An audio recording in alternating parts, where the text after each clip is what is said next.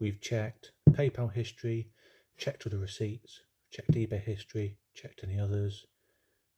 I think we're at a point we know how much we've cost and spent on the car.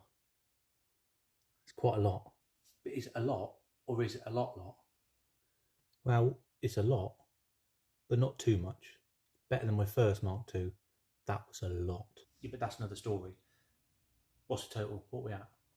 Well, from what records I've got, including buying the car at 1,500 quid, all the receipts, everything added up. I mean, it's a good job labour's free. We're looking at £8,600, just over.